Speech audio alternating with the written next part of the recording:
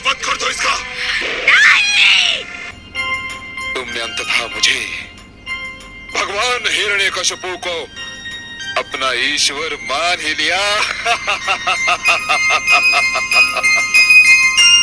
मैंने ये तो नहीं कहा पिताश्री, मैं तो आपकी आज्ञा अनुसार ये बता रहा था कि ईश्वर कौन है। ये तुम क्या कह रहे हो? महारानी की जय हो। आपने बुलाया मुझे? हाँ चित्रा, राजकुमार प्रहलाद असुर सभागार में पधारने वाले हैं। तुम राजभवन के बाहर जाकर उनकी प्रतीक्षा करो और जैसे ही उनका रथ आए मेरा संदेशा दो कि सभागार जाने से पहले मुझसे एक बार अवश्य मिल ले। जो आ गया महारानी। देखना वह मुझसे मिले बिना सभागार न जाने पाए। महारानी के आदेश का पालन होगा।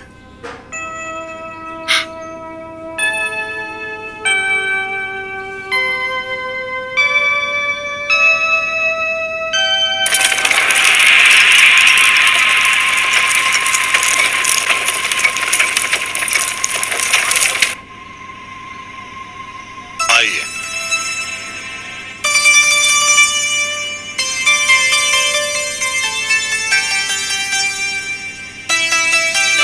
चलो ज़रती। राजकुमार की जय हो। क्या बात है? राजमाता चाहती हैं कि भगवान के सभागार में जाने से पहले आप उनसे अवश्य मिल लें। गुरुजन, अब अतिथिशाला में विश्राम कीजिए, मैं माताजी से मिल के आता हूँ।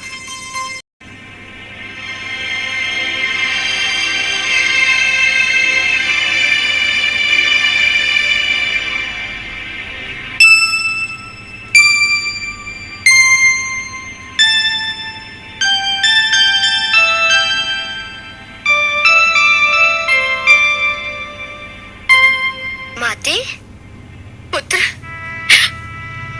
मेरा पुत्र, मेरे प्राण, मेरी नैनों की ज्योति, बस एक बार मेरी एक बात मानेगा? कहिए माते। अपने लिए ना सही, मेरे लिए, अपनी माँ के लिए, मन से ना सही, केवल मुख से एक बार अपने पिता को भगवान कह दे पुत्र। मन में तू जो मानता है वही मान, एक बार मुख से कह दे। माते, अब एक बात मैं पूछूं? क्या? यदि आप किसी के विषय में ये सुन ले कि उसके मुख पर कुछ और रहता है, मन में कुछ और, तो आप ऐसे व्यक्ति के विषय में क्या सोचेंगी? क्या आप ऐसे व्यक्ति को ढोंगी नहीं कहेंगी? माते, क्या आप चाहेंगी कि आपका पुत्र, आपके नैनों की ज्योति, एक चैत्र व्यक्ति के रूप में जाना जाए, जिसके मुख पर कुछ और रहता है, मन में कुछ और? पर पुत्र, वो तुम्हारा वध कर देंगे, तुम्हें मार डालेंगे। यदि विधाता ने मेरी मृत्यु का रूप निर्धारित किया है और मेरी मृत्यु के लिए आज ही का दिन चुना है, तो माते, मैं मुख से कुछ भी कहूँ, मुझे आज ही मरना होगा। और यदि मुझे आज नहीं मरना है, तो मैं मुख से जो भी कहूँ, मुझे आज कोई नहीं मार सकता। माते, माँ से पुत्र को बल मिलता है। ईश्वर पर विश्वास के पश्चात आप ही का प्यार मेरी सबसे बड़ी शक्ति है। चलिए माते, पिताश्री प्रतीक्षा कर रहे होंगे।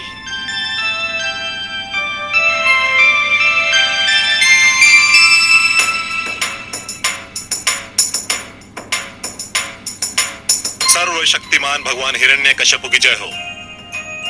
महारानी कायाधु और राजकुमार प्रहलाद उपस्थित हो रहे हैं।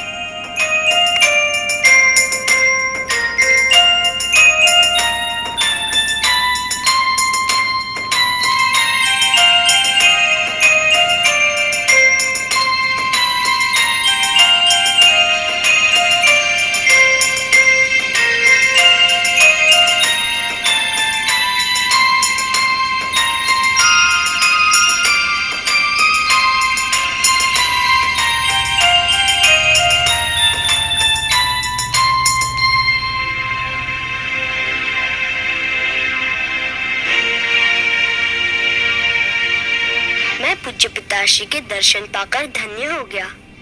आयुष्मान भव। पुत्र, बताओ तुम्हारे गुरुजनों ने तुम्हें क्या शिक्षा दी? हे पूज्य पिताश्री, मेरे गुरुजन ने मुझे वो सारी शिक्षा दी जो उनके पास है। यदि उस शिक्षा का कुछ अंश मैं ग्रहण कर सका तो इसका श्रेय मेरे गुरुजन को है, और यदि उसका कुछ अंश मैं ग्रहण नहीं कर सका तो इसमें सारा दोष मेरा अपना है। मेरे गुरु और श्री अमर, उनका कोई दोष नहीं है। क्या उन्होंने तुम्हें बताया कि ईश्वर कौन है? हे पूज्य पिताश्री, उन्होंने मुझे वो सब कुछ बताया जो आपने उन्हें बताने का आदेश दिया था। तो बताओ, ईश्वर कौन है?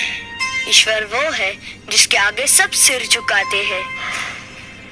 ईश्वर वो है जो सबका पूज्य है। सुंदर, अति सुंदर। ईश्वर वो है जो सर्वशक्तिमान है। उत्तम, अति उत्तम। ईश्वर वो है जिसके अस्तित्व को कोई नकार नहीं सकता। सत्य, सर्वथा सत्य। ईश्वर वो है जिसे मैं देख रहा हूँ, जो सर्वव्यापक है। धन्य हो पुत्र, धन्य हो। बस तुम बोलते जाओ, बोलते जाओ। ईश्वर वो है जो मेरे हृदय में वास करता है। ईश्वर वो है जो मेरे समक्ष है। मैं प्रसन्न हूँ, अति प्रसन्न। राजकुमार प्रहलाद की जय। राजकुमार प्रहलाद की जय। राजकुमार प्रहलाद की जय। राजकुमार प्रहलाद की जय। राजकुमार प्रहलाद की जय। हर्षित हूँ मैं, अति हर्षित। पुत्र, मेरा मन तुम्हारे सुंदर वचन सुनकर झूम उठा है। तुमने अंततः मुझे, भगवान हिरण्यकशिपु को अपना ईश्वर मान ही लिया। मैंने ये तो नहीं कहा पिताश्री, मैं तो आपकी आज्ञा अनुसार ये बता रहा था कि ईश्वर कौन है। ये तुम क्या कह रहे हो? क्या मैं तुम्हारे लिए पूज्य नहीं हूँ? अवश्य है। तो फिर आप मेरे पिता है महाराज, और पिता संतान के लिए पूज्य ही होता है। किंतु तुमने कहा ईश्वर वो है जो सर्वशक्तिमान होता है। ईश्वर वो है जिसे तुम देख रहे हो। ईश्वर वो है जो तुम्हारे समक्ष है। तो फिर मैं ही सर्वशक्तिमान हूँ। मुझे ही तुम देख रहे हो और मैं ही तुम्हारे समक्ष हूँ। ये सत्य है पिताश्री कि मैं आपको देख रहा हूँ, आप मेरे समक्ष है, परंतु मेरा मन किसी और की लीला देख रहा है। मेरे मन के आंखों के समक्ष कोई और है। किसे देख रहे हो तुम? कौन है तुम्हारे मन की आंखों के समक्ष? बोलो। जो मेरे मन में वास करता है, जो मेरा ईश्वर है। कौन है तुम्हारा ईश्वर? जो सबका ईश्वर है, जो अजन्मा है, अनादि है, अनंत है। मूढ़, धूर्त, उसका नाम तो बता। सहस्र नाम है उसके। जनार्दन, जगदीश्वर, परमेश्वर, सर्वेश्वर, वासुदेव। पर जो नाम मुझे सबसे सुंदर लगता है वो है विष्णु, भगवान विष्णु।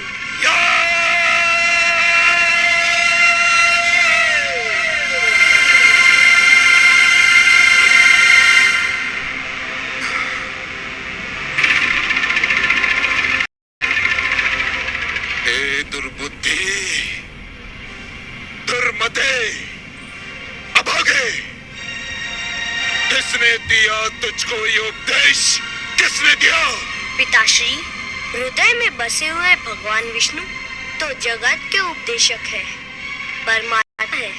उनके सिवा कौन किसी को कुछ सिखा सकता है? तो तू अपने विष्णु के सिवा किसी और को ईश्वर मानने को तैयार नहीं? हाँ, नहीं पिताश्री, जिसने श्री विष्णु को ईश्वर मान लिया हो वो किसी और को ईश्वर कैसे मान सकता है? सामंतो, देखते क्या हो, बंद कर दो इस धूर्त का। नहीं महाराज, दया कीजिए इस पर, दया कीजिए। जो विष्णु को भगवान मानता हो वो किसी भी दया के योग्य नहीं है। ठीक कहा स्वर भानु ने। सामंतो, मेरे इस मूढ़ पुत्र पर खड़क के ऐसे प्रहार करो किसके शरीर के टुकड़े टुकड़े हो जाए। प्रहार करो इस पर। नहीं महाराज, आपका पुत्र है प्रहलाद, अपने पुत्र को क्षमा कर दीजिए। ये मेरा पुत्र है? नहीं, ये तो विष्णु का दूत है, मेरा बैरी है, राजद्रोही है। सामंतो, वध कर दो इसका। हे आसुर सामंतो, जो भगवान विष्णु मुझ में है वह तुम्हारे भीतर भी है और इन शस्त्रों में भी है।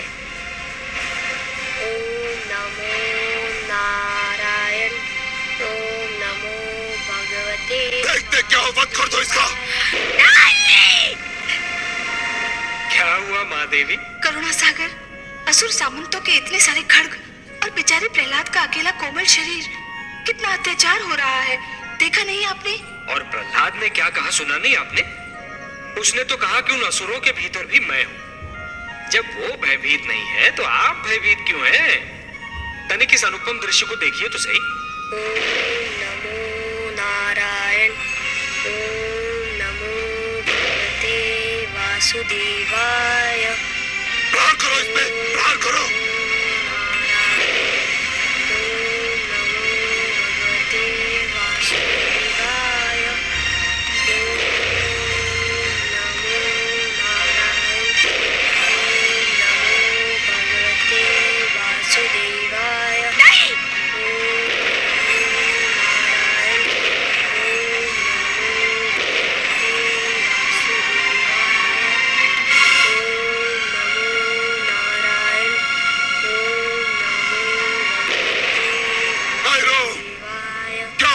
तुम्हारे शस्त्रों को क्या इनकी धार पलट गई?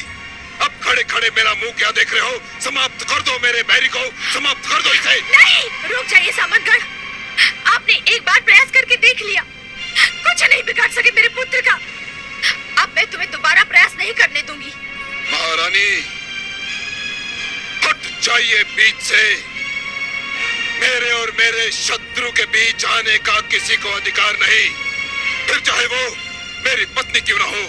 महाराज, मैं आपकी पत्नी अवश्य हूँ, परंतु मैं प्रहलाद की माँ भी हूँ। एक माँ को अपने पुत्र की रक्षा करने का पूरा अधिकार है। मैं भी पिता हूँ इसका, मैंने भी प्रेम किया था इससे, किंतु इस धूर्त ने विष्णु को अपना ईश्वर मानकर मेरे प्रेम को घृणा और क्रोध में बदल दिया। मैं इसे कदापि क्षमा नहीं कर सकता, कदापि नहीं। अब हट जाइए पीछे। आप क्षमा नहीं कर सकते क्योंकि आप पिता हैं इसके। मैं इसका वध नहीं देख सकती क्योंकि मैं माँ हूँ इसकी। मैंने इसे अपने गर्भ में पाला है, इसके जन्म पर प्रसव पीड़ा सही है मैंने। अपने रक्त को दूध में बदलकर इसका पेट भरा है। मैं इसकी पीड़ा पर तड़पी हूँ, इसके रोने पर रोई हूँ, इसके साथ रात रात भर जागी हूँ। आपने ये कुछ नहीं सहा महाराज, कुछ नहीं किया आपने। भला एक पिता भीतर की पीड़ा को कैसे समझ सकता है? महारानी, तो फिर आज आपको अपने पति और पुत्र में से किसी एक को चुनना होगा, किसी एक को। ऐसा मत कहिए महाराज, इतनी कड़ी परीक्षा मत लीजिए मेरी। तो फिर हट जाइए बीच से, हट जाइए। मैं तो ये भी नहीं कर सकती क्योंकि आप मेरे सुहाग हैं और प्रहलाद मेरा रक्त। मैं किसी को भी नहीं छोड़ सकती, परंतु हाँ, इतना अवश्य कह सकती हूँ कि मेरे पति की आज्ञा का पालन करो और कर दो मेरे पुत्र का वध। किंतु उससे पहले मेरे तन के टुकड़े टुकड़े कर दो मेरे तन के टुकड़े।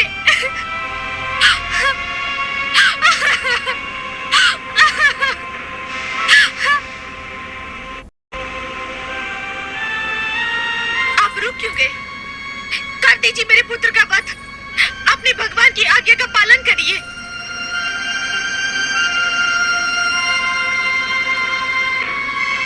जाने दीजिए भगवान, छोड़ दीजिए। नास्तिक प्रहलाद के साथ अपनी प्राण प्रिय महारानी से भी हाथ धो लेना बुद्धिमत्ता नहीं है। जीवन मृत्यु के प्रवेश के लिए अनेक द्वार रखता है। मृत्यु किसी भी द्वार से प्रवेश कर सकती है। अपनी सेवा का कुछ अवसर मुझ तुझ सेवक को भी दीजिए। इस समय प्रहलाद को छोड़ ही दीजिए। पर ये दुर्मति मेरे राज्य में नहीं रह सकता। कैसे रह सकता है? विष्णु के दूत और भगवान हिरण्यकशिपु के पुजारी एक ही चार दीवारी में कदापि नहीं रह सकते। सामंतो, मेरे इस अभागे पुत्र को राज्य की सीमा से बाहर खदेड़ दो और घोषणा कर दो कि जो भी इसे जल देगा उसे जल प्राप्ति के सारे साधनों से वंचित कर दिया जाएगा। जो भी इसे अन्न देगा उसके अन्न भंडार फूंक दिए जाएंगे और जो भी इस बालक को अपनी छत के नीचे आश्रय देगा उसके घर का विध्वंस कर दिया जाएगा। घोषणा कर दो और ले जाओ इस दुष्ट को मेरे आंखों के सामने से, ले जाओ इसे।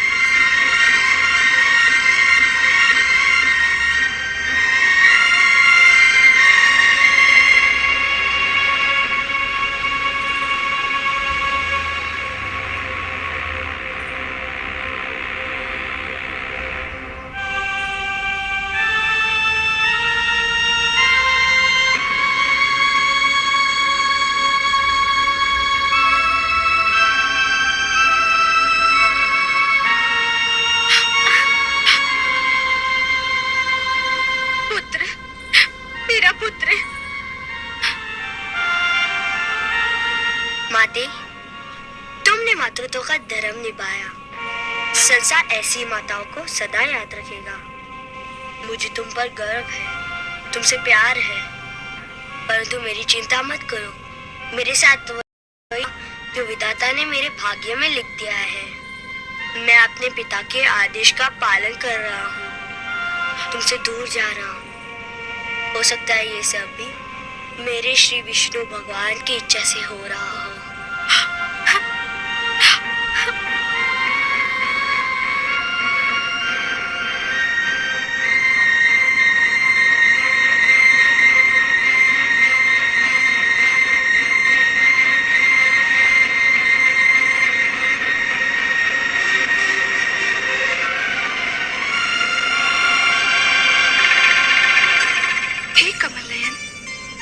प्रहलाद को दुष्ट हिरण्य ने राजभवन से निकाल दिया है। अन्न, वस्त्र और आश्रय के सारे द्वार उसने बंद कर दिए हैं। परंतु वो क्रांतिकारी है महादेवी। क्रांति करके समस्त संसार को बदलने निकला है वो।